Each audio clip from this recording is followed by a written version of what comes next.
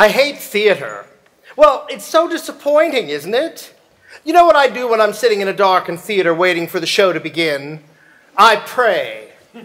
Oh, please, dear God, let them give good show. And let it be short, oh Lord in heaven, please. 2 hours is fine, but 3 hours is too much. And keep the actors out of the audience, God. I didn't pay good money to have the fourth wall come crashing down around my ears. I just want a good story and a few songs that will take me away. I just want to be entertained. I mean, isn't that the point? Amen. You know, there was a time when people sat in darkened theaters and thought to themselves, what have George and Ira Gershwin got in store for us tonight? Or, can Cole Porter pull it off again? Can you imagine? Now it's, please, Elton John, must we continue this charade?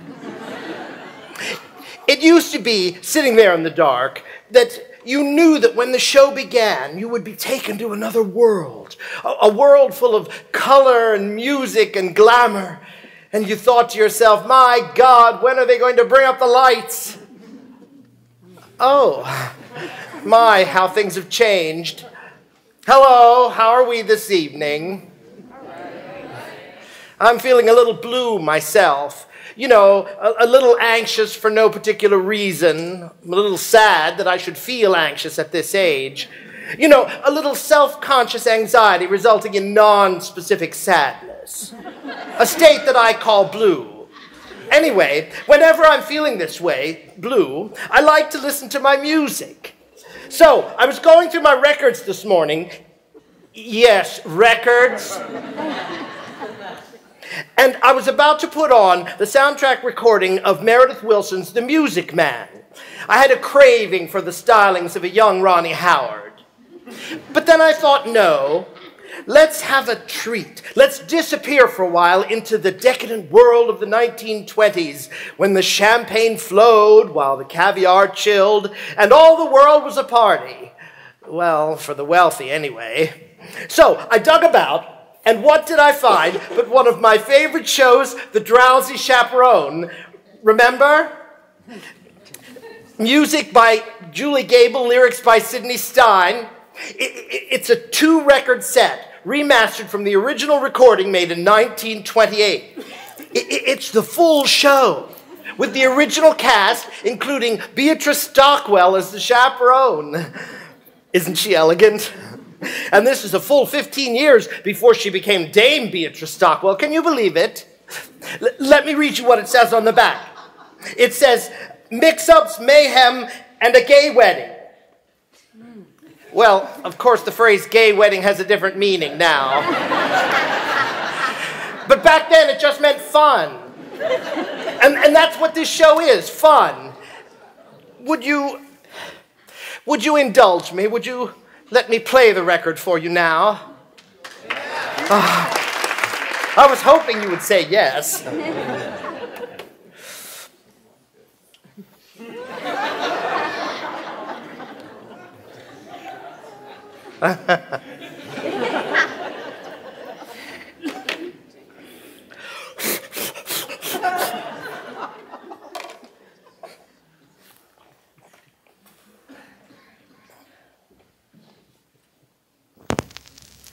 Listen to that static. I love that sound. To me, it's the sound of a time machine starting up. All right now, let's visualize. Imagine, if you will, it's November 1928. You've just arrived at the doors of the Morosco Theater in New York. It's very cold. Remember when it used to be cold in November? Not anymore. November's the new August now. It's global warming. We're all doomed. Well, anyway, it's very cold, and a heavy gray sleet is falling from the sky, but you don't care because you're going to see a Broadway show. Listen.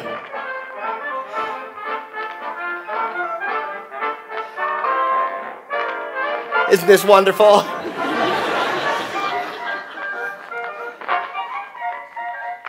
It's better if you close your eyes.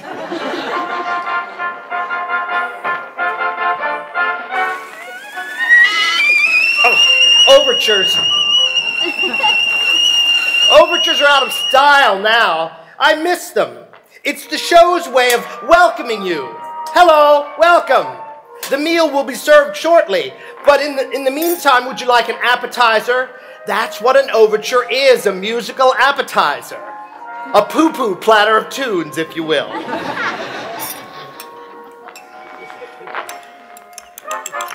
Ah, something new. What could it be?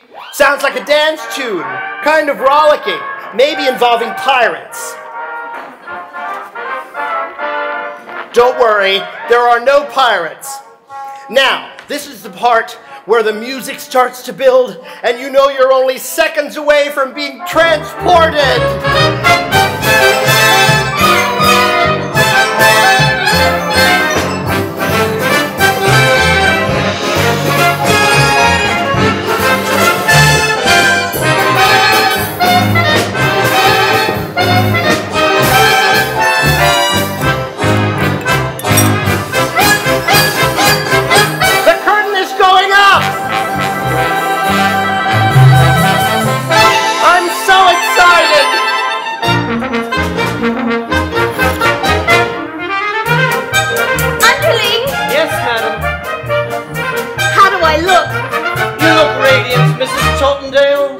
Love this dress so.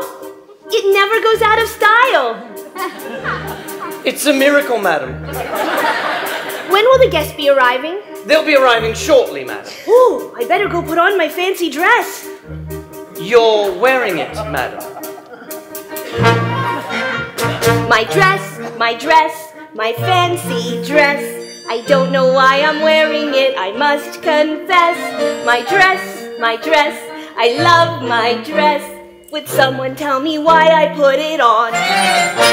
Yes, yes, your dress, your fancy dress. 'Twas such a pleasure airing it, restitching and repairing it. God bless your dress, it's one fine dress, and I will tell you why you put it on. Wedding bells will ring, wedding bells will chime. Madam, you're the hostess and it's happy wedding time. Wedding bells will ding, wedding bells will gong, wedding bells will jingling and we will ding along. Your dress, your fancy dress. We're very, very glad you put it on. Wedding guests have come, wedding guests are here. Wedding guests are at the door and soon they will appear.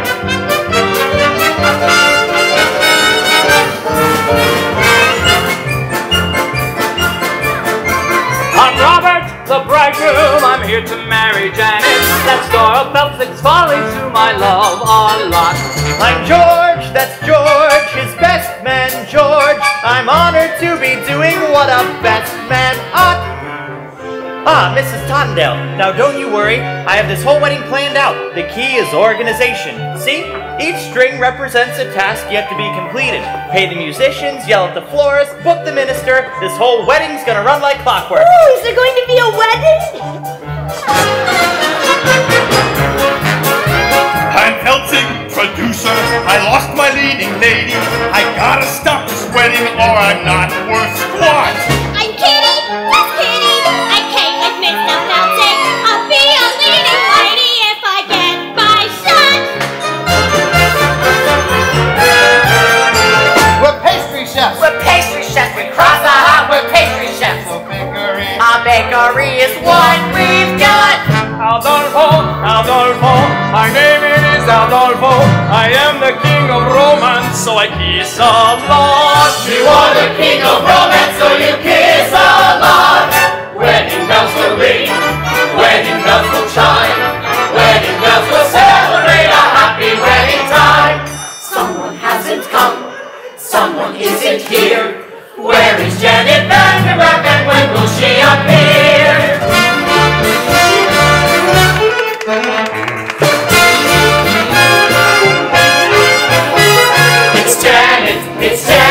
It's Janet Vandergraaf. I'm Janet, Janet Vandergraaf, here to marry Robert Martin, giving up a life of glamour to tie the knot.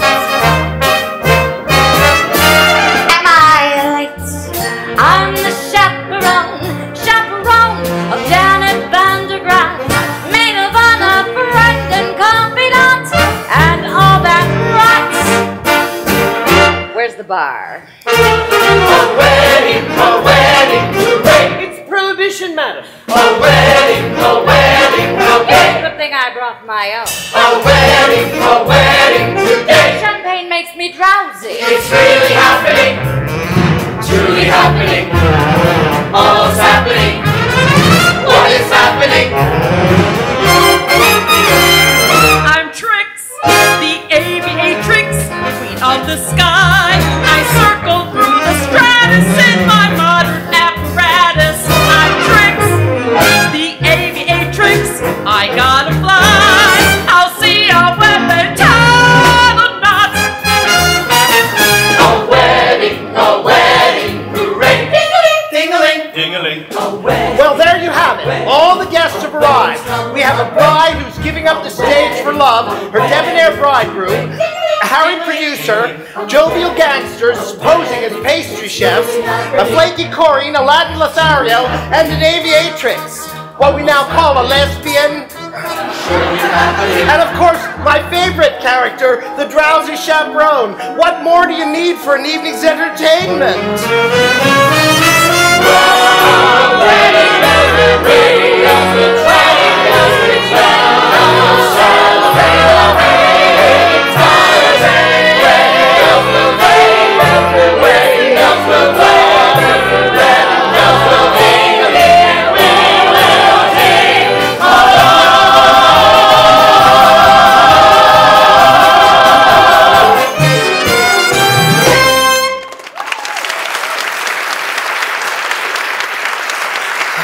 Wasn't that wonderful?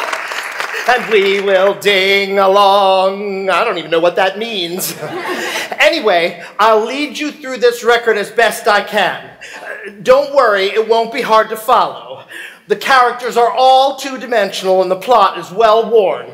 So, we begin with a welcome from the love-struck groom. Well,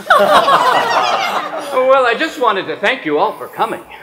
I tell you, I must be some lucky fellow. Oh, why, who would have thought that I, Robert Martin, would be marrying a glamorous showgirl? And that glamorous showgirl would be willing to give up a successful career for me, Robert Martin. Ooh. Gosh, if it weren't for Prohibition, I'd say, let's raise a glass. Oh, hear, hear. To Miss Janet Vandegraff, the most beautiful girl in the world. Absolutely not! Excuse me? And now, the big story point that sets the plot in motion. The bride mustn't see the groom on the day of the wedding. It's bad luck. It's flimsy, I know, but I love it because it's flimsy. Breakfast will be served in the Arabian room. Say, it's a little early in the day to be drinking, isn't it? I don't understand the question. Look, you just keep Janet away from Robert. You're the chaperone. It's your only job. Aye, mon capitaine. Oh, Robert, who's my little monkey? I am. I'm your little monkey.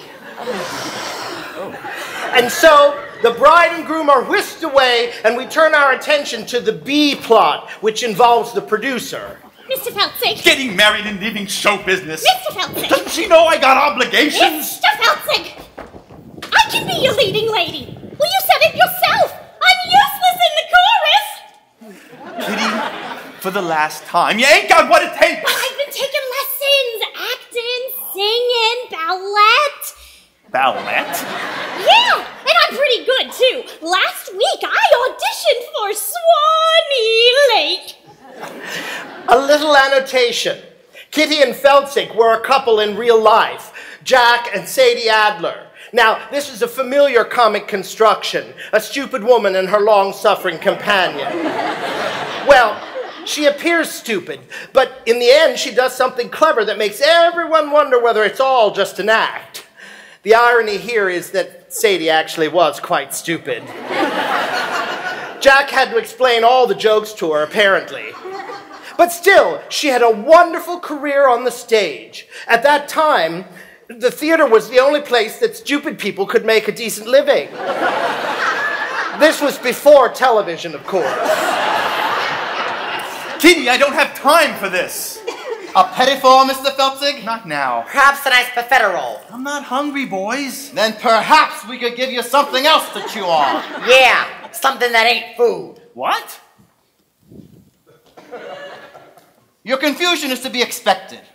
Although we stand here before you in the guise of innocent pastry chefs, we are also, And primarily, employees of a certain individual. A certain individual? a certain individual. Who also happens to be the largest single investor in Feltzig's Follies. He has sent us here As pastry chefs. to express his concern at Ms. Vandergraaf's impending nuptials. Specifically, That if she gets married and leaves the show, then there ain't no show. Say, don't I know you? No, you don't. Well, have you ever spent any time in Toledo? have you ever spent any time in a coma? No, but I have a cousin in Seattle. Kitty! Boys, you can tell your boss that this wedding is never going to happen. You have my word. Oh, we'll take your word, all right. But to go back on your word would be a recipe for disaster. Now, we hope we have made ourselves perfectly eclair. One can only hope. You biscotti be kidding me. A trifle much? Don't tart with me. All right, you can drop the pastry chef routine. Alas, we ganache. We're on the lamb. Lamb's an entree, you macaroon.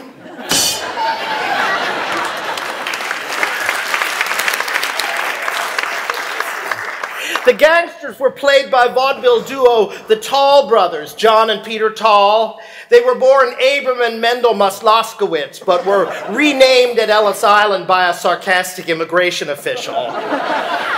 They're an early example of the typical Broadway gangster, full of wordplay and stylized movement.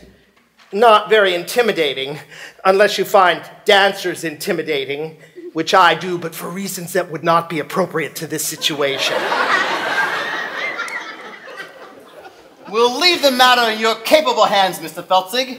In the meantime, feel free to browse the dessert carousel. Try the Toledo surprise. It's to to die for. They're gangsters from Ohio! Thank you. Very perceptive. Now go powder your face. Holy cats! I have got to stop this wedding from happening, but how? Oh, God in heaven, how?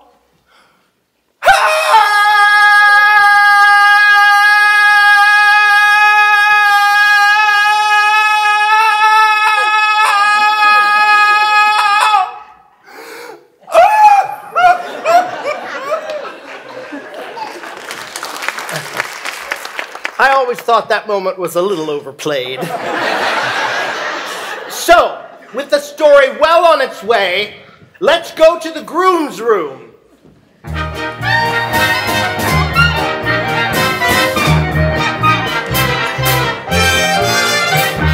Hey there, handsome. Show me those pearly whites. The groom was played by the dashing Percy Hyman. He started out as the Albright toothpaste man. His fabulous smile adorned every tube. Albright was hugely popular in the early 20s because it contained cocaine. No, it's true. If you looked at the label, it was the 5th ingredient down, right after sugar. Anyway, it wasn't long before Percy became a huge matinee idol. Now, don't you worry. It's perfectly normal for a groom to be nervous on his wedding day. It is... Of course. I love Percy Hyman. Now, some people say he was a bad actor, and to those people I say, shut up. Hey there, Mr. Mirror Man, shaking and all quaking, trembling like them fraidy cats do. Something big be bothering you, and I know just what it is. Cold feet, brother, you got cold feet. You can make them cold feet hot with a little rhythm. Young feet, old feet can be uncontrolled beats. Rhythm make them cold feet trot down the aisle. Frosty arches, they can learn to swing. Icy toes and jive. Wedding marches played in a ragtime swing make frigid souls come alive and take that dive. Cold beats, slow beats, turn them into bold beats. Rhythm make them cold beats hot. You don't say. Well, why don't you just climb back into your mud hole, you backstabbing worm? Well, I guess I need to find another minister. Say, what are you up to? I'm singing a song an old Negro taught me. It's a Dixie remedy for wedding day jitters. You think you got the jitters? You have the easy part. I still gotta get rice, boutonnieres, a minister. I have the weight of this whole wedding on my shoulders. George, it sounds like you've got cold feet.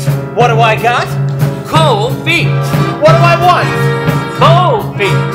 What do I do? Scold feet? No! You make the cold feet hot.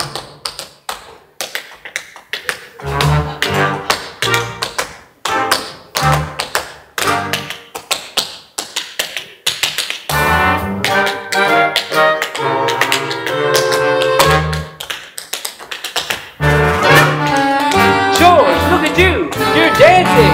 I am? I am!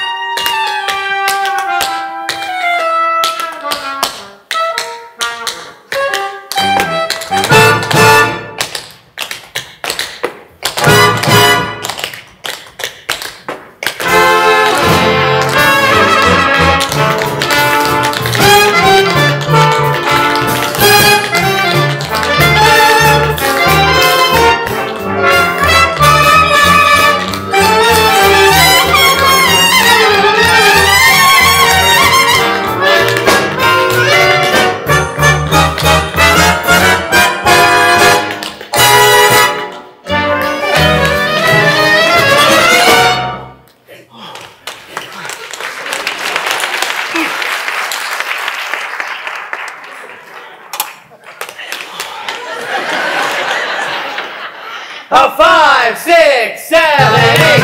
Cold beats, cold beats. Turn them into bold beats.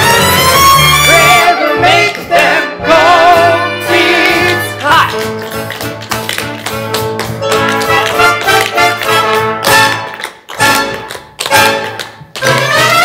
You make the cold beats hot. You make the cold beats hot.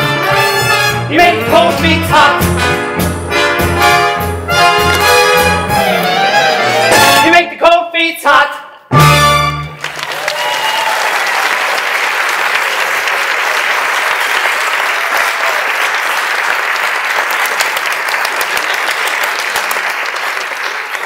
Percy Hyman was a wonderful performer. I like to think of him panting and sweating after a long dance routine. He's still alive, you know. I saw him on the news recently celebrating his 100th birthday. To say that the passing years had taken their toll on him would be a grotesque understatement. They wheeled him out, and he had this wide-eyed expression of pained confusion that God reserves for the very, very old on their birthdays. You know, the one that says, "Who are you? Who am I? And why is this cake on fire?" You know what I'm talking about. Anyway. All right, that's enough of that dancing around like a fool. Sorry, George. I was just trying to calm my nerves. It is my wedding day, after all. Well, you could have snapped an ankle. Tap dancing is too dangerous. Say, why don't you go out for a skate instead? That's what I like to do when I want to blow off some steam. George, what would I do without you? Oh, no, wait a minute. No, what was I thinking? You cannot go out like that. You might see Janet. Here, put on this blindfold. George, you think of everything. Oh, just looking out for you, my boy. This way. There you go. And no more tap dancing.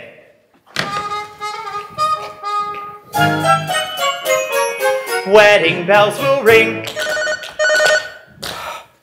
Wedding bells will chime.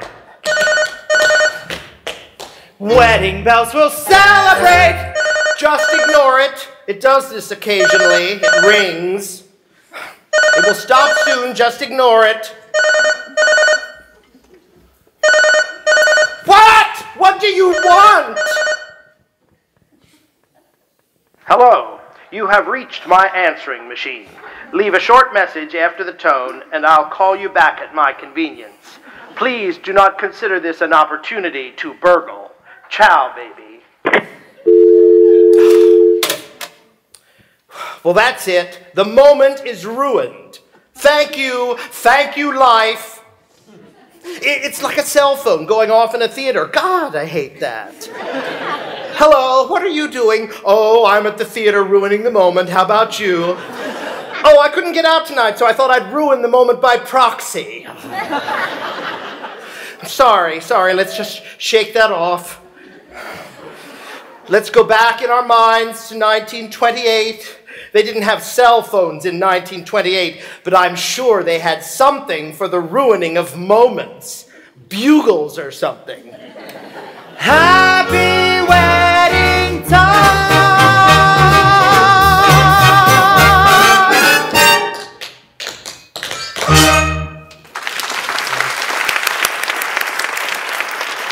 So, the scene shifts, and we find the bride, the glamorous Janet Vandergraff, entertaining questions from reporters as she lounges by the pool. Miss Vandergraff, is it true you're giving up a successful career to marry a man you hardly know? Yes. Robert and I met on the Lido deck of the Ile de France. He amused me with stories of his father's oil interests. We spooned, briefly, and then he proposed. So you won't be returning to the stage, ever? I shan't. You shan't? I shan't. Can we quote you on that? Yes, of course. One more question. Yes? Why in the world would anyone put olives in a Gibson? I have a question. How can you give up the stage when you know very well you got grease paint in your veins? Victor, please. Janet, please, I'm begging you. Dump the mug. Stay with the Follies. I'll give you anything you want. I'll even put your name above mine on the marquee. Oh, Victor, if you think this is about vanity, you couldn't be more wrong. I don't want to show off no more. I don't want to sing tunes no more. I don't want to ride moons no more. I don't want to show off. I don't want to wear this no more. Play the saucy Swiss miss no more. Blow my signature no more. I don't want to show off. Janet, please. Don't try to control me. I've made up my mind, and that's it. I quit. I'm leaving it all behind. I don't want to be cute no more. Make the gentleman hoot no more. Hey, baby. I don't want to wear fruit no more. I don't want to show off. She don't want to show off no more. Not me. We ain't got news no more. Thanks, Green. I don't want to show off. She don't want to show off. I don't want to show off. She don't want to show off no more. Off no more. Not me. Whee!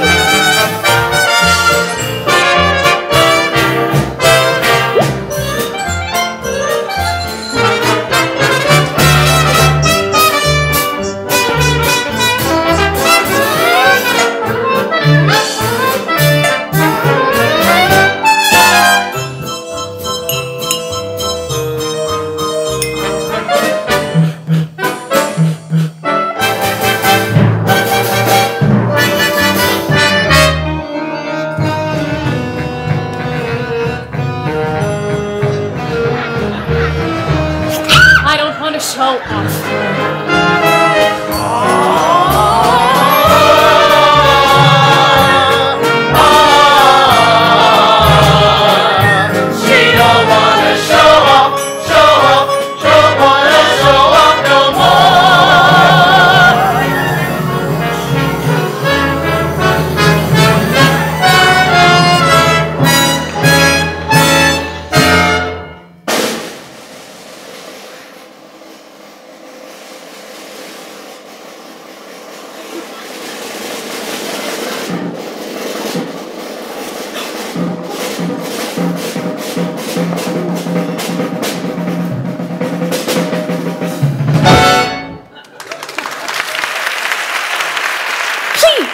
No more attention. I've counted to 10.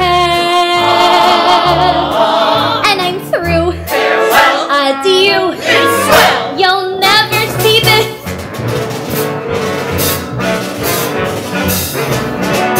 You'll never see this. Never see this. Never see this. Never see these again.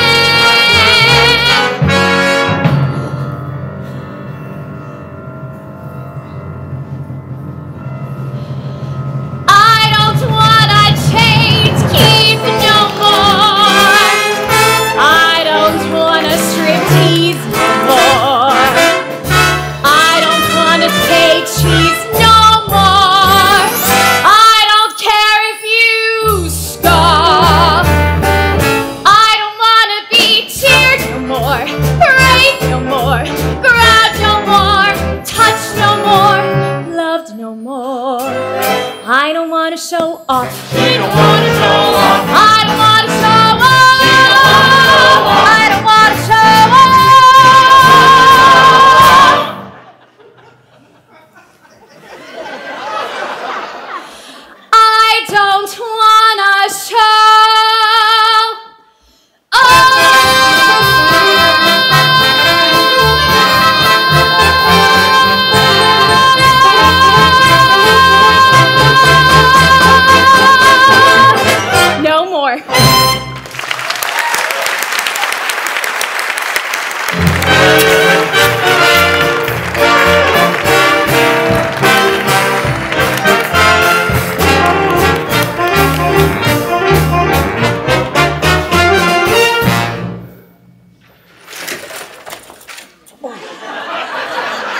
Did I miss something? Well, Mr. Feldzig, it's painfully obvious Miss Vandergraft does not want to continue the life on the stage. Yeah, can't you see? Oh, it's killing her so. Don't worry, this isn't over yet. Yeah, I'm surprised she didn't do an encore. I don't wanna encore no more. I keep on shouting for more, no more. I make the audience roar no more. I don't wanna show.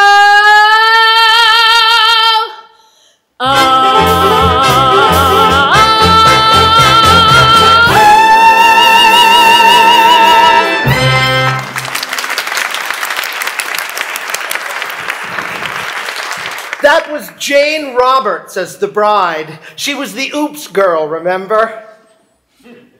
Surely you remember the Oops girl. Don't you people read? She was billed as the girl whose sexual energy was so great that it caused the men around her to have accidents. Spill their drinks and drive their cars into trees. Shame on you.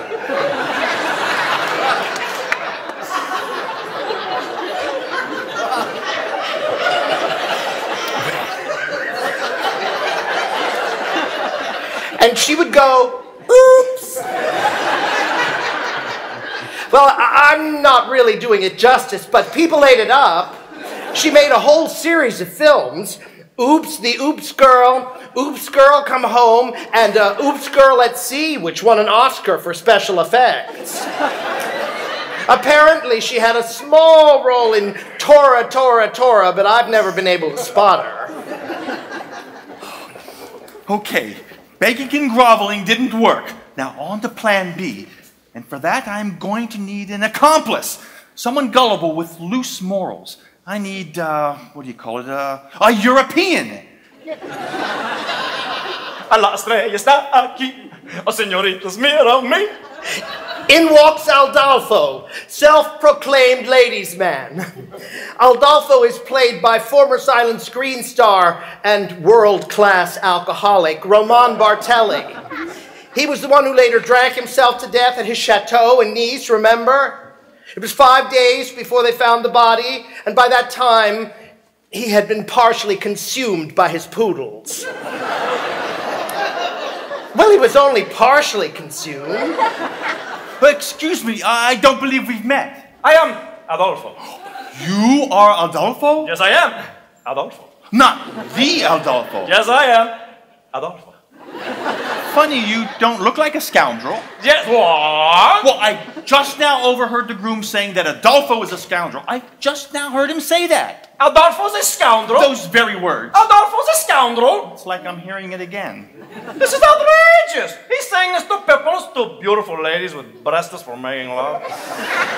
Why, I must. Well, you must take matters into your own hands. Yes, I must take this groom into my hands and kill him. Yes. No, don't kill him. Just hurt him enough so he can't get married. Show me to this grooms. Wait! What? What kind of man is this groom? Is this a big man? Well... A burly fellow? Well, he's big on the outside. No. Adolfo will not fight big men. Small, pale, easy, dwarf-like people Adolfo can fight anyway. But no big men. So you're a lover, not a fighter. Yes, Adolfo's a lover of beautiful ladies. Some say I am the king of romance. Well, you know what they say. The best way to get revenge on a man is through his... door. No. The best way to get back at a man is through his... window? No! Revenge back at a man through his... Through his... There is no other ways. I'm not Santa Claus coming down chimney. Through his woman. His woman. Yes, you must seduce his woman, Adolfo. His woman. His bride. Adolfo will make love to the bride. That will show people Adolfo is no scoundrel. Show me to this bride. What? What kind of woman is this bride? Is it a big woman? No. A burly woman? No, she's a looker. An attractive... Well, she's a cat pajamas. What? Pajamas? Oh, she's a very attractive woman. Show me to this cat in pajamas. I will make her. Stop it! Like a cat in pajamas! Oh, come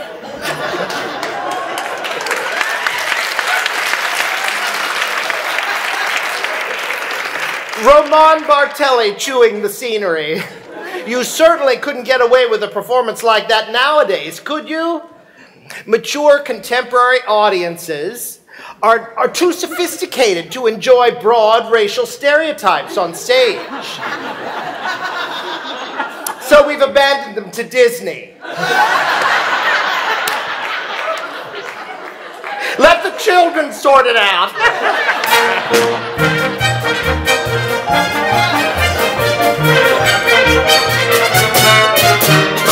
Underling? Yes, madam. The pastry chefs have been kind enough to provide us with the liquor for the party.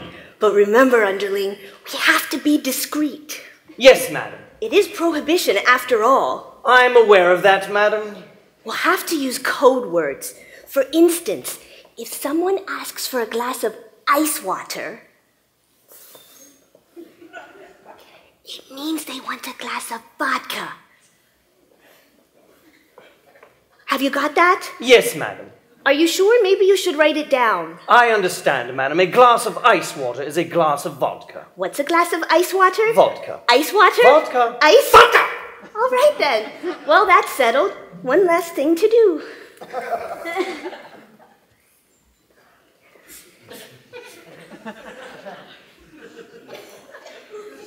Underling, might I have a glass of ice water?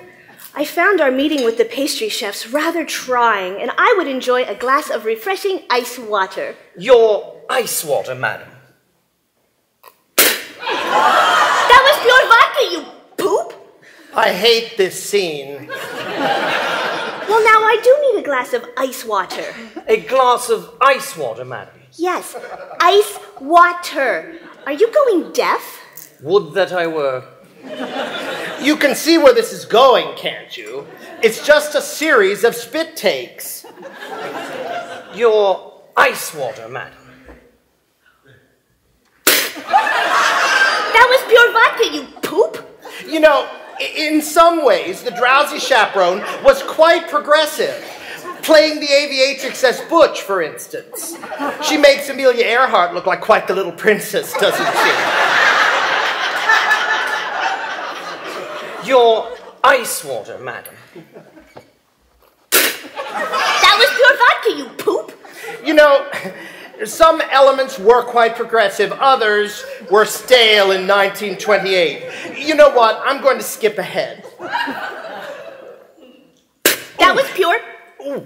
That was. Ooh. That. Poop!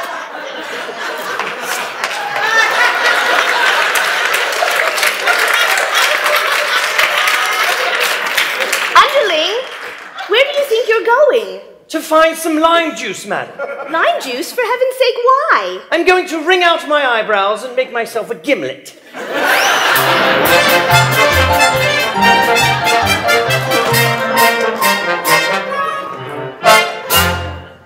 Now, you're probably asking yourself, what was that routine doing in the show? Well, it's very simple. There's a song coming up, and they needed something to allow for the set change. It's mechanics. It's like pornography. Let me explain what I meant by that. In pornography, the story is simplistic. How do I pay for this pizza? Or I'd do anything to pass this driver's test, being classic examples. My point is, as in a musical, the plot exists merely to connect the longer, more engaging production numbers. Or reproduction numbers. Well, it's not like I watch pornography, you know. I mean, what kind of society do we live in if we can't discuss the similarities between pornography and musical theater? And people wonder why I never leave my apartment.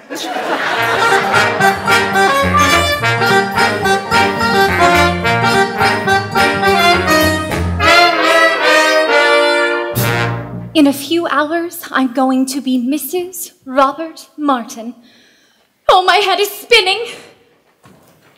Yes, life is a mad whirlwind. This is a really interesting scene. This is the only time in the show when the actress who plays Janet and the actress who plays the chaperone are together on stage. Now, she was an up-and-coming star, while this wonderful woman had already established her career many years before, and she was quite a cause to contend with. I'm so full of apprehension, but I suppose that's only normal considering the circumstances. Why not numb yourself with alcohol? Honestly, you can't find the answers to all of life's questions at the bottom of a glass. Of course not. Sometimes it's necessary to go straight to the bottle. Have you ever been married, Chaperone? No, I drink for pleasure, not out of necessity.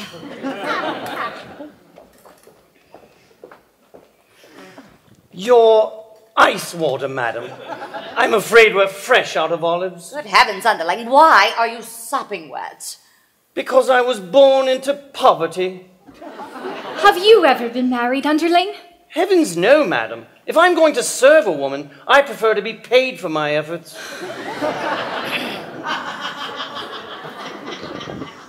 Oh, Chaperone, is Robert in love with Janet Van de Graaff, the girl? Or Janet Van de Graaff, the sensation? Oh, I know it seems crazy to give up a successful career for a man I hardly know, but somehow, for some reason, when I look into his eyes, his big monkey eyes, gee, I get all woozy. And that's love, isn't it? Not necessarily. The wooziness could be caused by any number of things. I mean, I'm woozy right now, and I'm certainly not in love. Now, Beatrice Stockwell was famous for her rousing anthems. She entertained and inspired the troops in every major world conflict up to and including the Falklands War. Of course, by that time, she was in her late 80s, and her anthems didn't so much rouse as stupefy. But still, she demanded that a rousing anthem be included in every show she ever did, even if it wasn't appropriate. But you couldn't say no to her. That's star power. Honestly, you're not being the least bit helpful. Couldn't you at least allay my fears with a few choice words of inspiration? Inspiration? Really, dear, that's not my forte. Yes, but if you... As we stumble along on life's funny journey, as we stumble along into the blue, we look here and we look there, seeking answers anywhere, never sure of where to turn or what to do. Still we bumble our way through life's crazy labyrinth, barely knowing left from right, nor right from wrong. And the best that we can do is hope a bluebird will sing his song as we stumble along.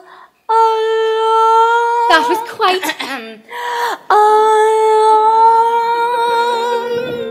That was quite nice, Chaperone, but I'm not sure how it pertains to my particular situation. Let me explain.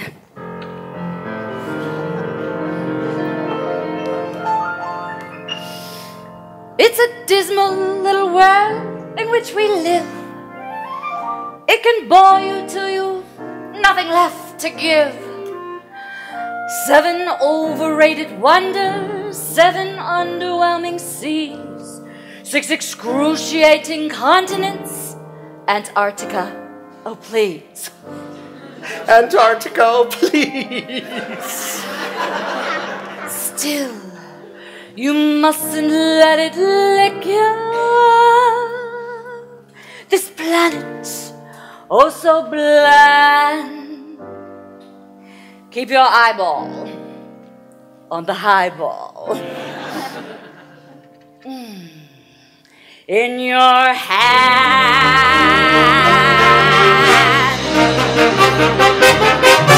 As we stumble along across life's crowded dance floors, as we push and we shove, we live and we learn.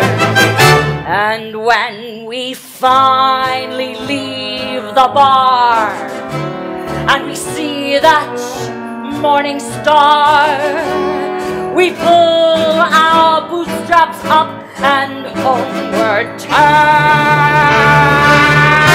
Then we stumble away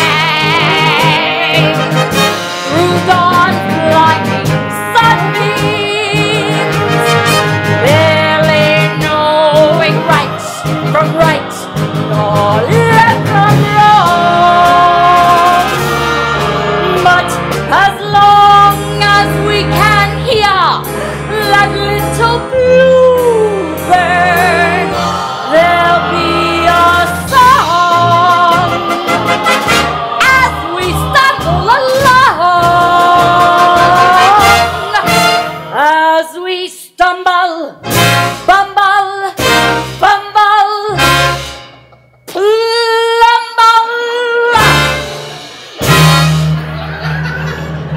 as we stumble.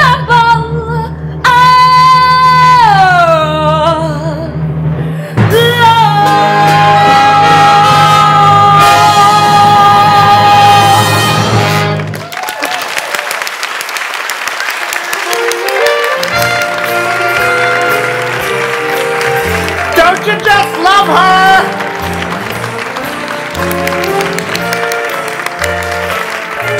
Basically, she sings a rousing anthem about alcoholism. But that's what I love about her. She just does her own thing in her own time, regardless of the needs and concerns of others. My mother was like that.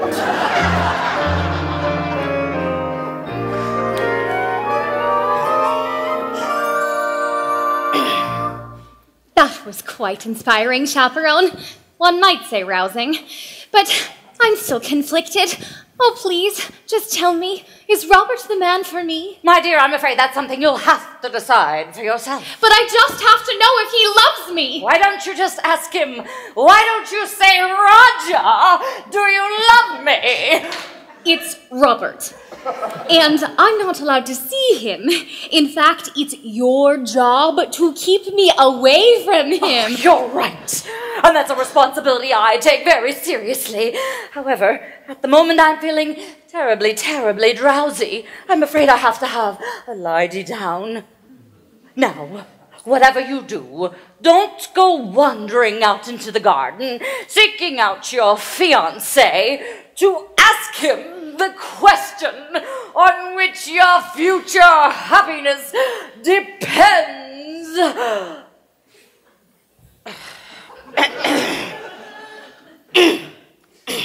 Oh, thank you, Chaperone.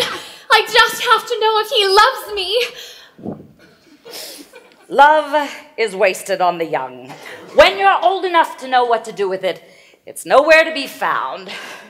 Such a skinny little fool. Still, I envy her. Oh, when will love come crashing through my door? ¿Dónde está mi amor? Look who it is. It's Adolfo, come to seduce the bride. I am Adolfo.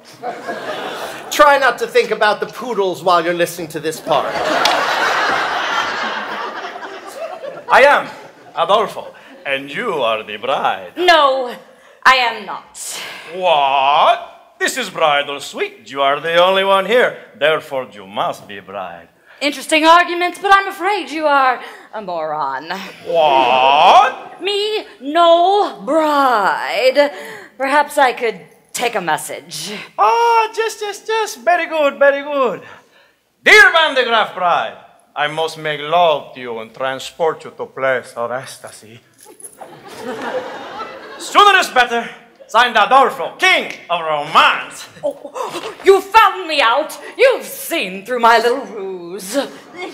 So you are the bride. Apparently, yes. I must make love to the bride. I could do worse. Take me, Adolphus. Not Adolphus, Adolfo. You must remember my name, but when we are making love and you're screaming, you must say the right name or it will spoil everything. How can I make you remember?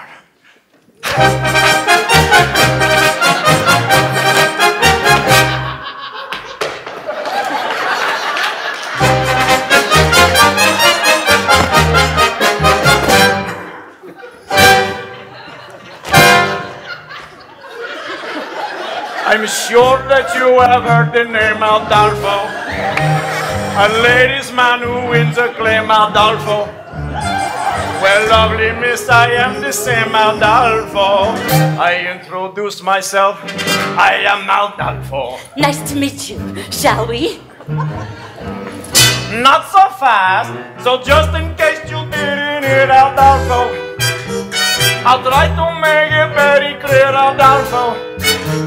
The lovely ladies always cheer Adolfo. When I repeat myself, I am Adolfo. Understood. I can sing it high, Adolfo. I can sing it low, Adolfo.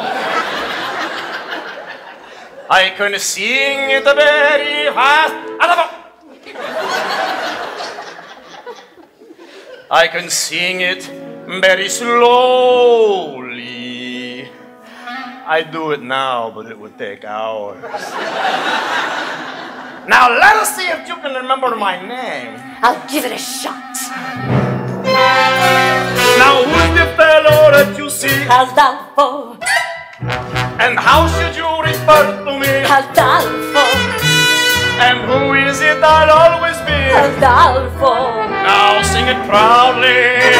You are Adolfo. Now let me spell it out for you. For all you lovely ladies who didn't hear for some reason, because maybe you're hard of hearing or something. I don't know. It goes.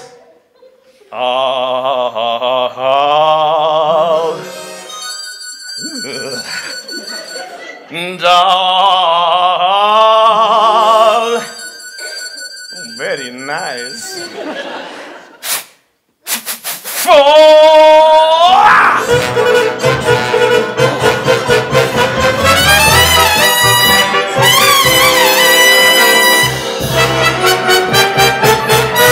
I am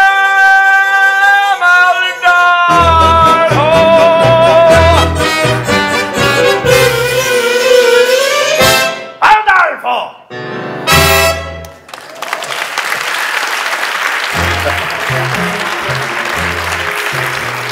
This was my mother's favorite number in the show. I think it was her secret fantasy to be swept off her feet by a Latin lover. I mean a real Latin lover, not a buffoon. But that's what musicals are all about, right? Romantic fantasy, falling in love at the drop of a hat, spontaneous tangling, suddenly finding yourself in an insanely romantic setting. I'm an accident waiting to happen. La da da da da da da da. Robert, look out! Don't worry, madam.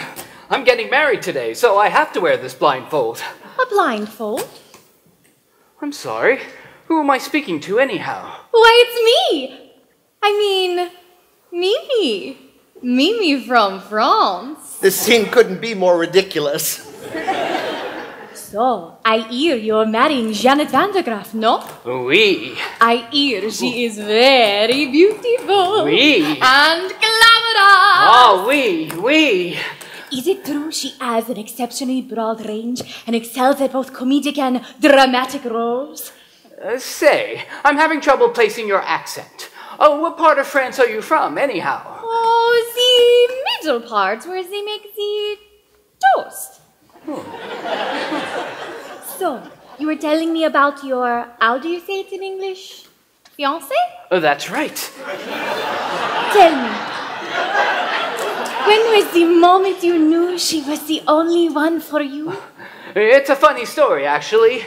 Oh, we were standing on the Lido deck of the Ile-de-France. Yes. I was amusing her with stories of my father's oil interests. And then what happened? I looked into her eyes, her big, glamorous eyes, and I felt all woozy. And then you fell.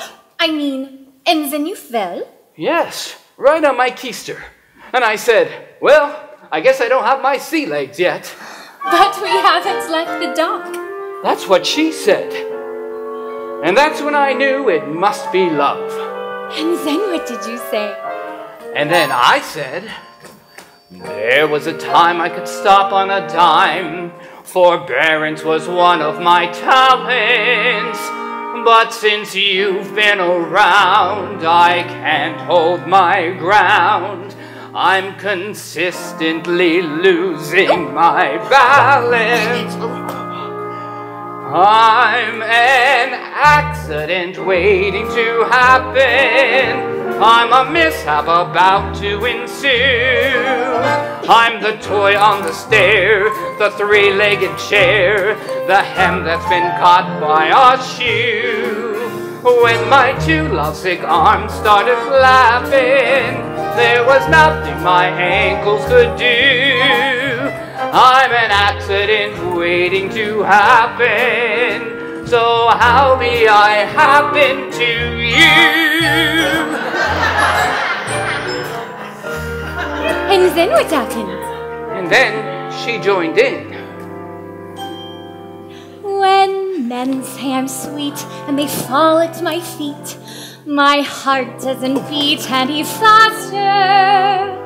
But when you lose control, it touches my soul. So I'm bracing myself for disaster. That's what she said. You're an accident waiting to happen. A catastrophe destined to be. Yes, I'm the rags in the cellar. A broken umbrella, a branch hanging loose from a tree. I can see myself jumping and clapping for a man who lives dangerously. You're an accident waiting to happen, so hurry and happen to me.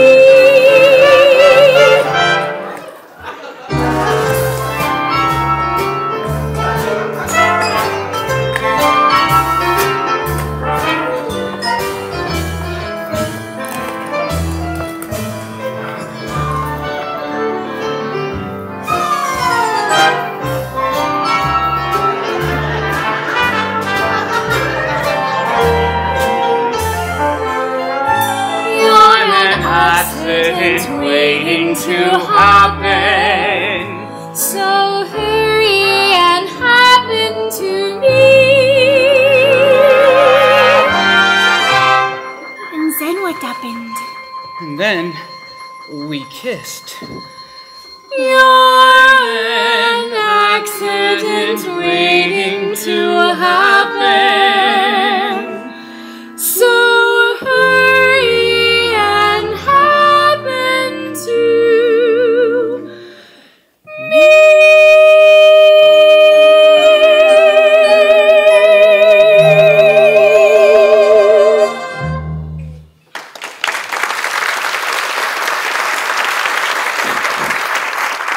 Wait a minute!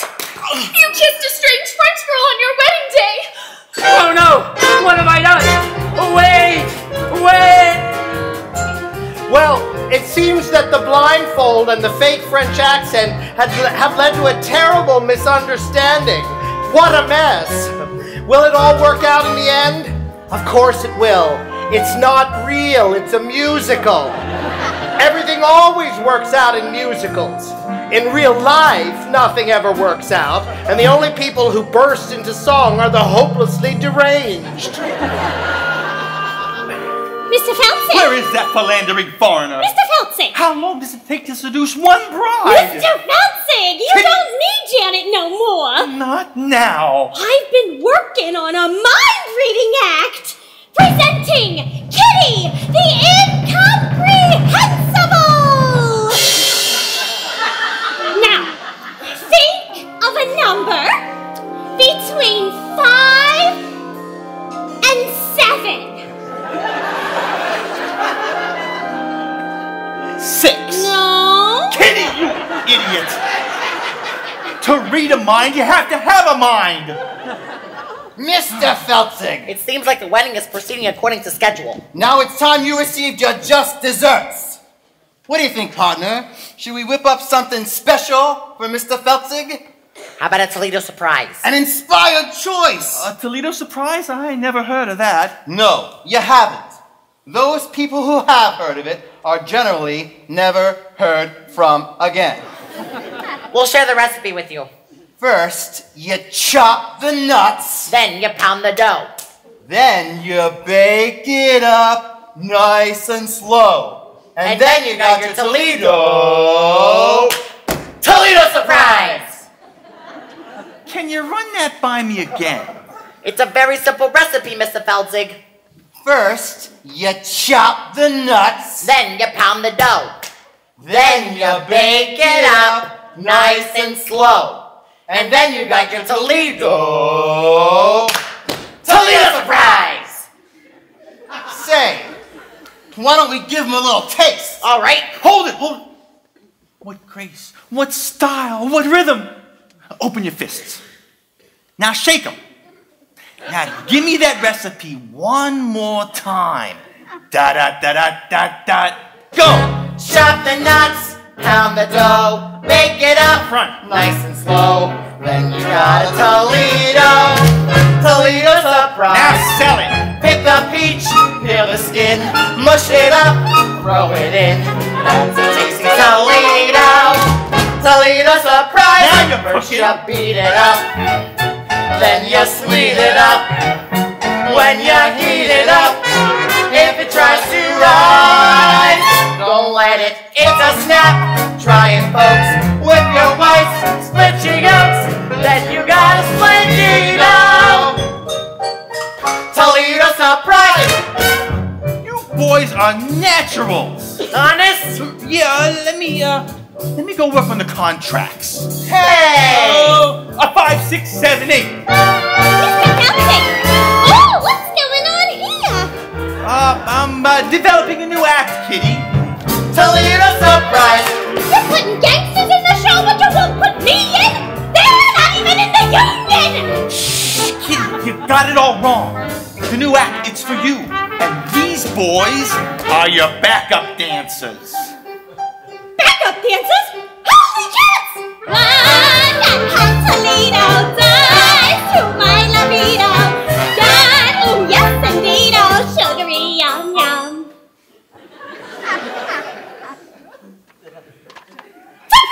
Squeeze the cream, grease the pan, lick the spoon. What's the plan?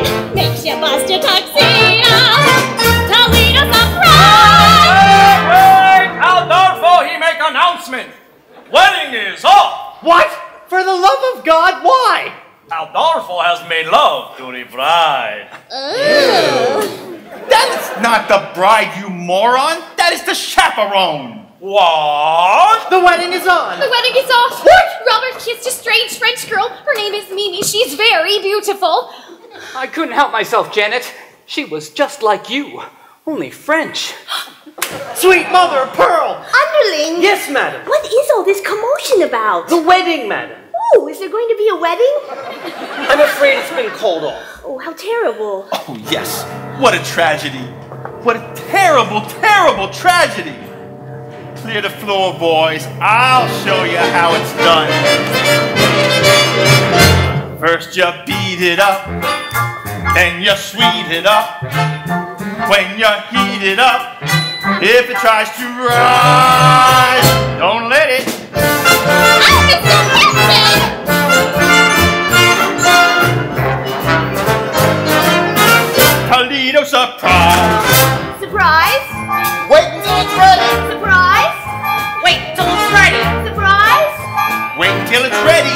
Now it's looking ready! Surprise! Got it. Makes me twitch, makes me shake. This dessert takes the cake. Hits me like a torpedo. Toledo surprise! Toledo surprise. Toledo surprise, surprise. Surprise!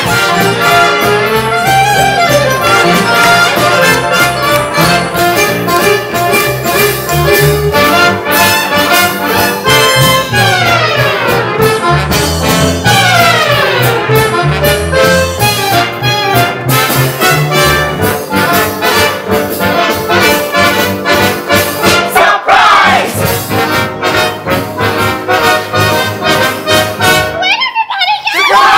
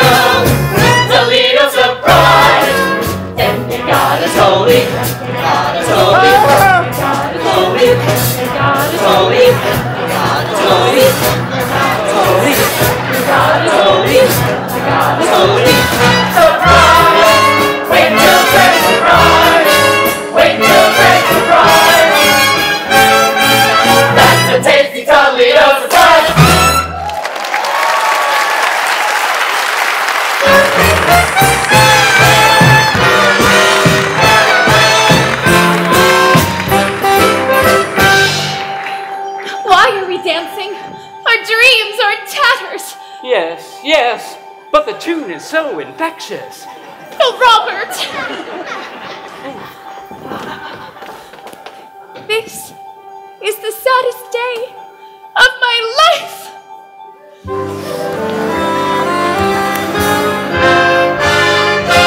Wedding bells won't ring, wedding bells won't chime. They will never celebrate their happy wedding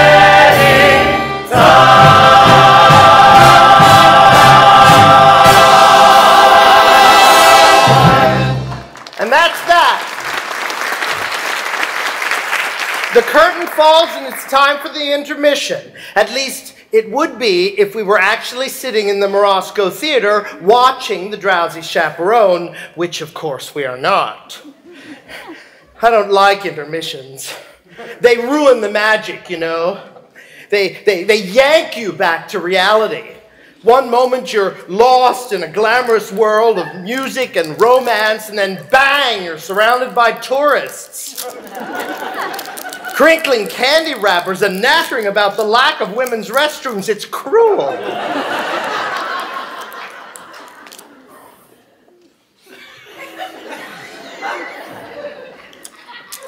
It's a power bar.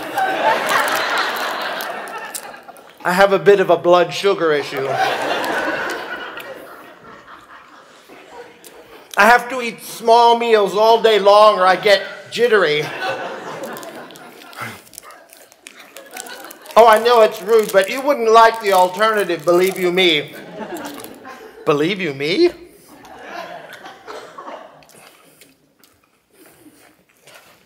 I remember my wedding day. I didn't eat breakfast, and the ceremony wasn't until 4 in the afternoon.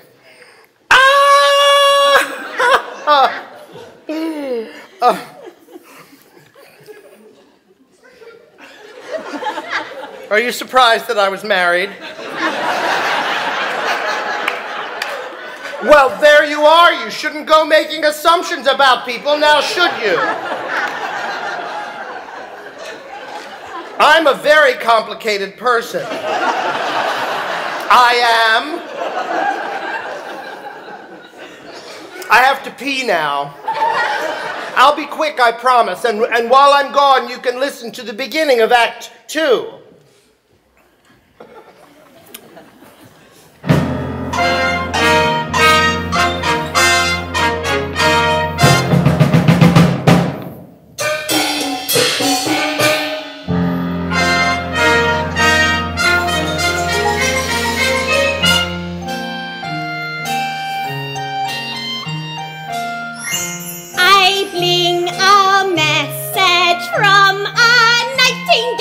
Nightingale, nightingale, nightingale song. I bring a message from a nightingale. Nightingale.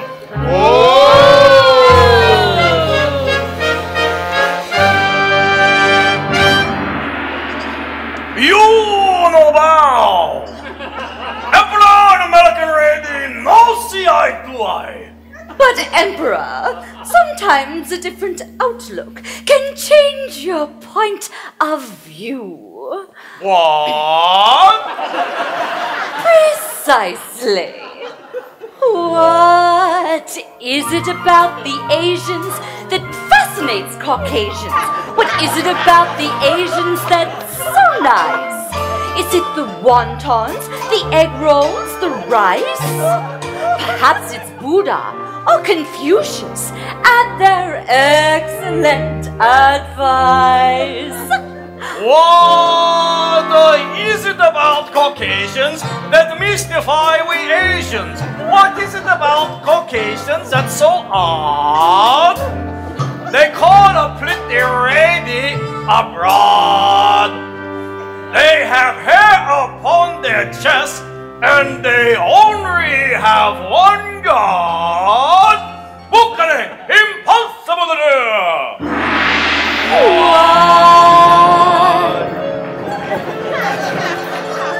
Sorry. That song was not from the Drowsy Chaperone. That was from another musical entirely.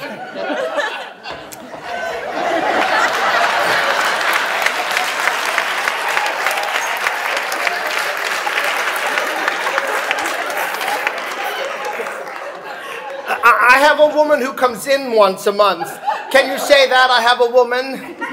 Anyway, she cleans for me the things that I absolutely refuse to clean. She's very good, but she has an annoying habit of putting my records away and in the wrong sleeves. Even though I say to her, no touch records, Carmela, no touch records. I suppose if I spoke to her in complete sentences, she'd stop touching my records. Anyway, that song started Act 2 of another Gable and Stein musical called The Enchanted Nightingale, a degrading piece of chinoiserie about an emperor who is told by a magic bird to marry his American elocutionist rather than his betrothed, and he ends up building the Great Wall of China. A slap in the face to 4,000 years of Chinese history. But it had some wonderful tunes. By the way, that was Beatrice Stockwell as American Lady. And did you recognize Roman Bartelli as the Emperor? Yes, he was a man of 1,000 accents. All of them insulting.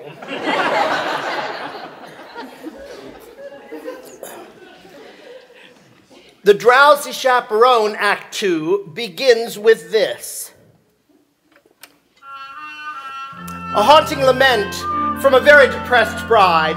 She sings it standing on her balcony, bathed in the pale blue light of a sympathetic moon, which is ridiculous because it's the middle of the day. Now, while you're listening to this, try to ignore the lyrics. I know it will be difficult, but block them out. They're not the best. But the tune is beautiful, and it truly communicates the bride's state of mind. Just ignore the lyrics. I put a monkey on a pedestal and tried to make that monkey stay. And he did for a time, but he needed to climb and with other monkeys play far away. He left his jacket on that pedestal beside his tiny rusty cup. And I haven't got the strength to pick them up. Oh, monkey, monkey, monkey, you broke my heart in two. But I'll always save that pedestal for you. I'm just going to pour myself a brandy. Come, my little monkey. Come, my little monkey. Do. The melody is so simple. It just floats in the air. And I must admit, I always get a little bit misty when I think of that tiny jacket on the pedestal. Its long sleeves dangling on the floor. Oh, monkey, monkey, monkey, you broke my heart in two. But I'll always save that pedestal for you. Come, my little monkey. Come, my little monkey. Do. Okay, here we go. Wait. Who are you? I'm Janet Vandergraft. Do you need anyone? I don't need anyone. What about the love of one man? What do I care about the love of one man when I'm adored by millions? Do I need to be so gloomy? No, no, no. I could rule the world if so I chose. Sacred fruits and flowers to me every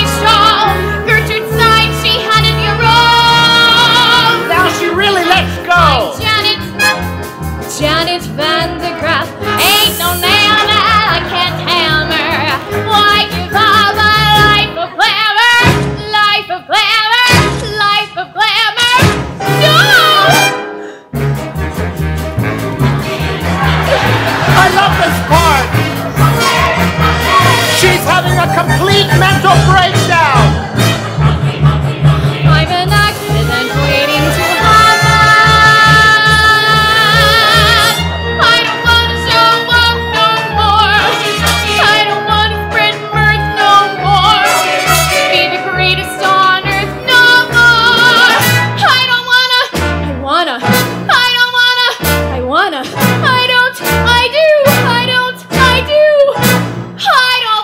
show up.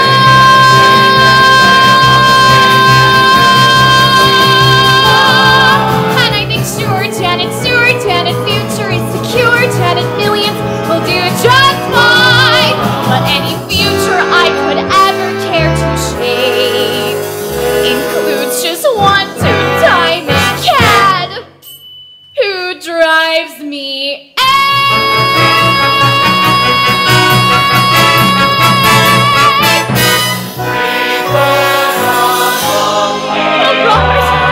what a fool I've been! A hapless fool! I know now that I love you, but I've thrown it all away. I love you, Becky! But is love enough? Is love ever enough?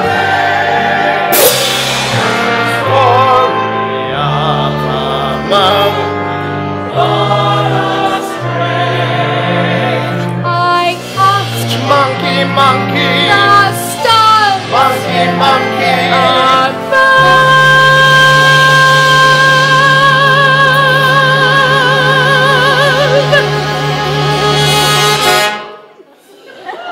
Where is that monkey on my pedestal?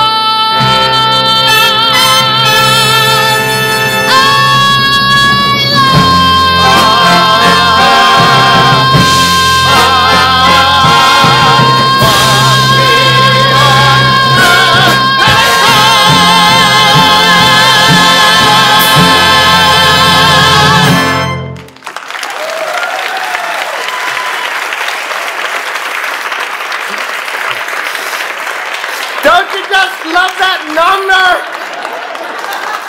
It has everything. A little Busby Berkeley, a little Jane Goodall.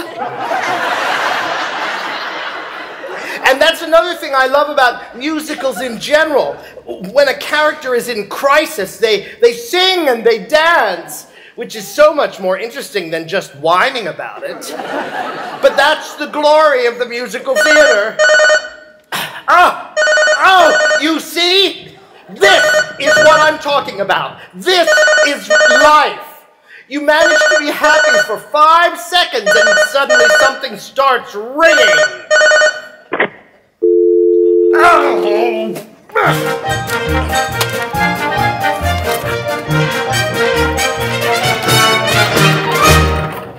What a beautiful day for a wedding. Shall I have the pews removed now, or would you prefer I wait until the morning?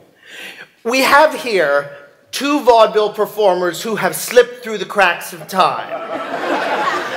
They are Noel Fitzpatrick and Ukulele Lil. I don't know anything about them. I suppose Ukulele Lil played the ukulele, although she doesn't in this show.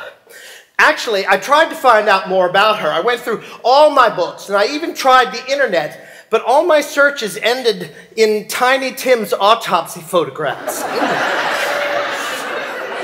Anyway, they're both charming. Why would you have the pews removed? The bride has called off the wedding, madam. Oh, underling, never listen to a bride on her wedding day. Why, on my wedding day, I was completely incoherent. Remember?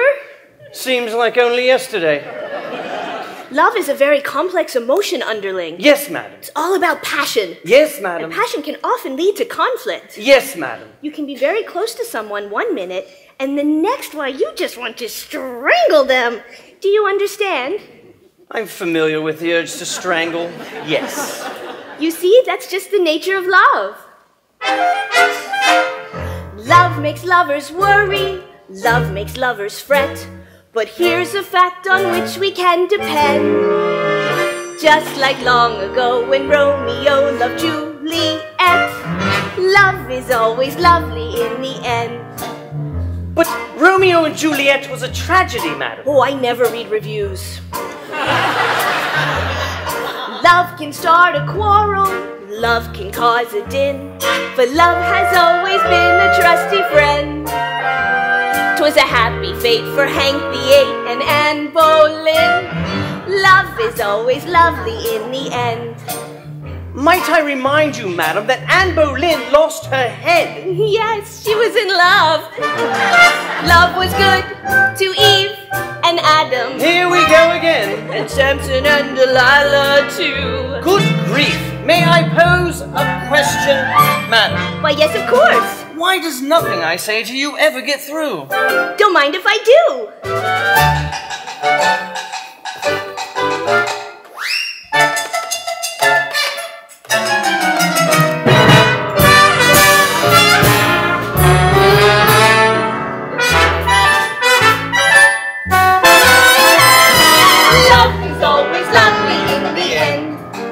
Oh, I found that quite taxing. Excuse me, madam, while I pour myself a glass of ice water. Love sneaks up behind you, love drops from above, but love would never consciously offend. Love has certainly been kind to me, and my true love. Love is always lovely in the end. But your late husband was a brute. I don't mean him, you silly coot. Love is always lovely. Lovely, lovely, lovely. Love is always lovely in the end. Love is always lovely in the end.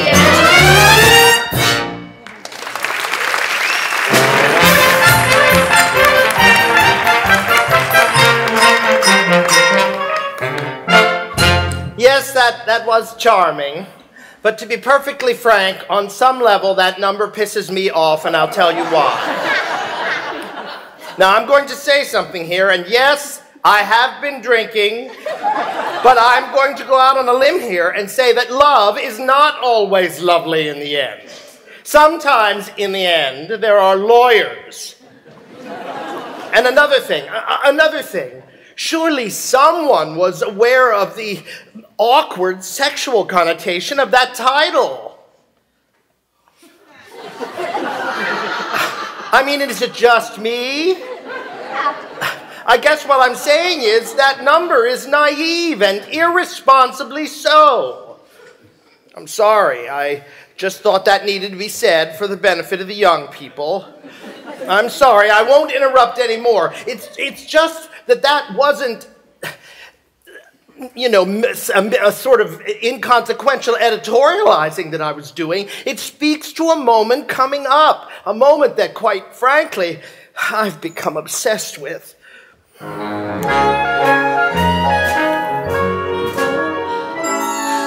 you are, Chaperone. Oh, I'm in a terrible state. You certainly are. You can't go to the wedding looking like that. Oh, you poor dear. Haven't you heard? The wedding's been called off. Not your wedding, mine. Oh, that reminds me. Might I borrow your veil? You're getting married. But to whom? Your icy water. Ah, beautiful lady with baffled expression. You're marrying Aldolfo? I know it seems surprising, but when I look into his eyes, his big, clumsy eyes, I get all drowsy. And that's love, isn't it? Yes, dear, that is love. Help me. Oh, there you are. All right, I'm going to put all my cards on the table. I got a weak heart, can't take the pressure. If this goes on any longer, the old ticker's going to give out. Please, tell me, is there going to be a wedding or not? Yes. Oh, thank the good Lord in heaven. Aldolfo and the chaperone are getting married. What? There you are. I have wonderful news. There's going to be a wedding. We know. You know? Yes, we just heard. But who told you? I did. But how did you know? What difference does it make? Mrs. Tottendale and I are to be married in the garden at 7:30 this evening. What? What? Oh, yes. Congratulations to everyone. Say, what kind of cockamamie wedding is this anyway? Everybody's getting married except for the bride and the groom. Janet, there you are. Oh, Janet, I've been looking everywhere for you. Hello, Mr. Martin. Please don't be that way. Can't you find it in your heart to marry me? Janet, it's our wedding day. George has gone to all this trouble, and, well, I do love you, more than I can say. But you kissed another woman. Yes, and I just can't understand it. I know this may sound ridiculous, but when I was kissing that French woman, why, it was just like kissing you. Oh, Robert, you were kissing me. You mean you're Mimi? Well, that French accent was remarkably accurate. Thank you. I developed it by playing the role of Monique in Hold That Baguette. So it was all a ruse? Yes, I used my skills as an actress to test your love for me. Oh, Janet, the fact that you can fool me so easily makes me love you even more. Oh, Robert. There you are. Before you do anything, think about this. No matter how well you play the role of the happy wife, you will never, ever get a standing ovation. Oh, I don't know. Oh, I'm so confused. Oh, Chaperone, please, I beg you, just this once, give some advice that is coherent and appropriate to the situation. Should I marry Robert? Okay, now here it comes. That moment I was talking about. Not only the culmination of the plot, but the moment that has fascinated me more than any other, and that has brought me back to this record again and again. Now, here it comes. Well, my advice to you is... And this is it now. Listen. Live while you can. You see, you can't quite make out what she says because someone drops a cane. I'll play it for you again. Live while you can. Is she saying live while you can or leave while you can? Live while you can.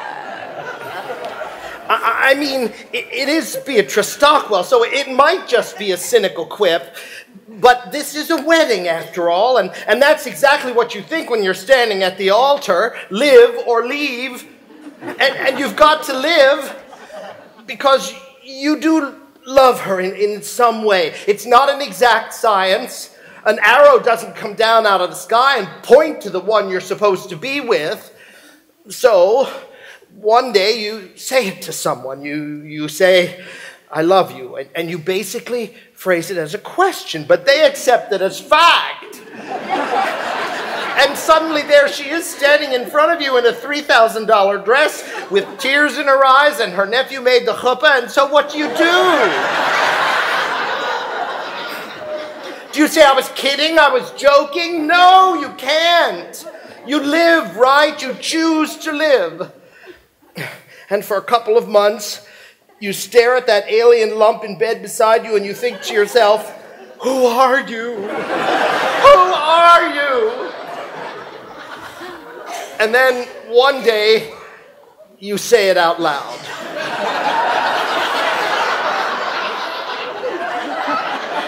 And then it's a trial separation and couples counseling, and all your conversations are about her eating disorder and your Zoloft addiction, and you're constantly redefining and reevaluating and revisiting before you finally lose the deposit on the house, and the whole relationship dies in a particularly ugly manner with your only copy of Gypsy spinning through the air and smashing against the living room wall. But in the larger sense, in a broader sense, it's better to have lived than left, right? While you can. You have no idea how many times I've listened to that. Oh, Chaperone, you certainly have a way with words. Robert, my answer is yes. I will marry you. Wonderful! Wonderful!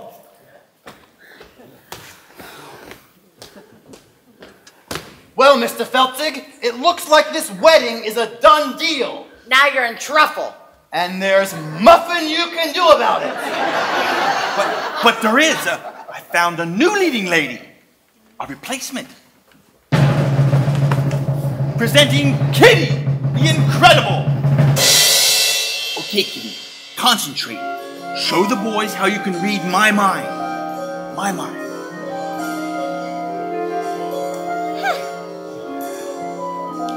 Kitty, will you marry me? Holy cats, yes, Mr.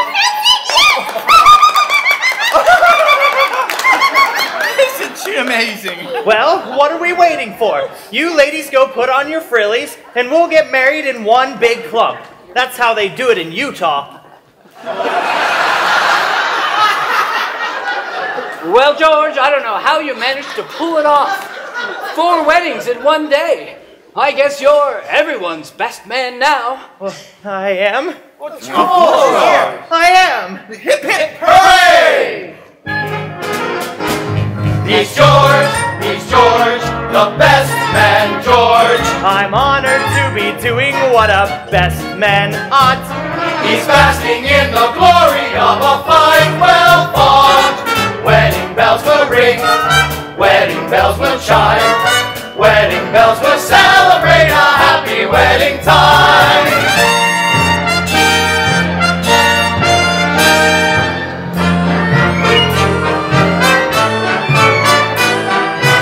Wedding bells will celebrate a happy wedding. Minister, you may begin. Oh no, I forgot the minister. Oh my goodness. Oh my goodness. Oh my gosh. Oh my goodness, sweetie.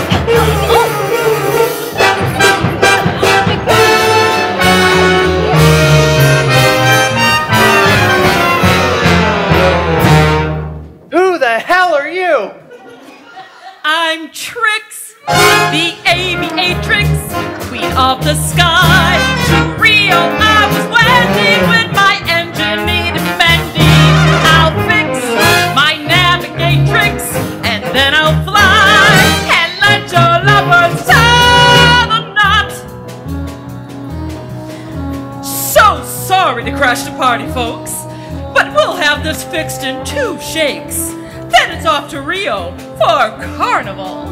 Wait, the captain of a ship can perform a marriage? Yes! And a pilot is comparable to a captain. Yes! And an airplane is a kind of a jeep. A chip of the air? Some call it an air jeep. Oh, shit! Yes! Wait, Trix, I got it. You can marry them all on the plane and then we can honeymoon in Rio. A bride and groom in a chapel may bring a tear to the eye, but what a thrill when lovers trill. I do in the sky when boughs are set and the trees and daffodils sigh. But heart is crushed when sweethearts gush. I do in the sky. Do you? We do. Do you? We do. Do you? We do. Do you? We do. A bride and groom in a chapel may bring a tear to the eye. With rainbows bending before us and clouds meandering by, one can't restrain that sweet refrain. I do In the sky, when clouds are set in a meadow, the bees and daffodils sigh. But happy's rush when sweethearts gush. I do in the sky. I do in the sky. Look, up ahead! Do you see it? Could it be? Yes, it's real. Well, hurry up, Trix. We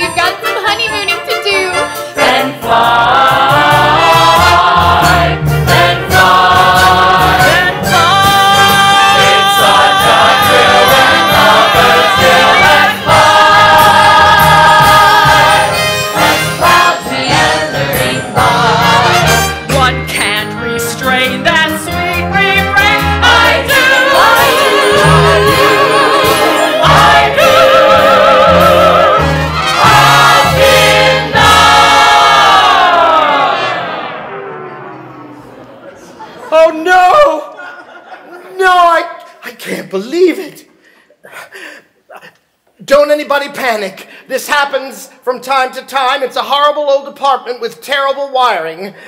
Just concentrate. Concentrate. Keep the show alive in your minds. Don't talk to anybody. Don't let yourselves be distracted. I'll find the fuse box. Everyone be quiet. It's the super! Oh, God. Hi.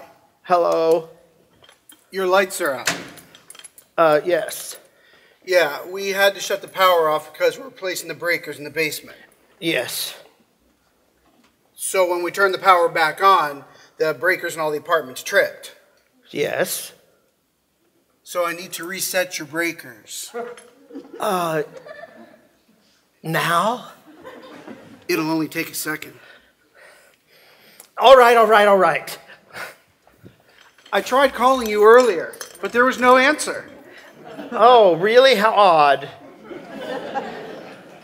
This should do it.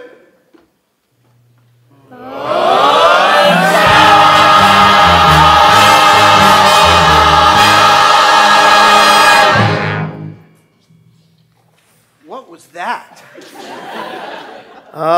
It was a record. What kind of music was that? Just music. It was a show. You know, a musical. You like musicals? No. I love them. My wife and I go all the time. It's amazing what they can do nowadays. Did you see Miss Saigon? They landed a helicopter on the stage in that one. I've seen them all. I've seen Cats, Les Mis, Saturday Night Fever. Now, I like the movie a little bit better. Oh, really? Well, goodbye. Well, that's it. It's ruined. One note away from the end of the show and the mood is broken. I should just start the record again from the beginning. No, I can't do that, can I? Oh, this is so frustrating. You have to understand, I just love this show so much, and I've never even seen it. My mother gave me the record. This was just before my father left us. Oh, he didn't leave because of the record, although I'm sure it didn't help matters. Look, I know it's not a perfect show. The spit-take scene is lame and the monkey motif is labored, but none of that matters. It does what a musical is supposed to do. It takes you to another world, and it gives you a little tune to carry within your head, you know? A little something to help you escape the horrors of the real world. A little something for when you're feeling blue, you know? As we stumble along on life's funny journey, as we stumble along into the blue, we look here and we look there, seeking answers anywhere, never sure of where to turn or what to do. I'm an accident waiting to happen. Still we bumble our way. I don't want to sing tunes no through more. life's crazy labyrinth. Wedding bells will ring, wedding bells will chime. Never knowing left from right, right from wrong. And the best that we can do is hope a bluebird will sing his song as we stumble along. Still we mumble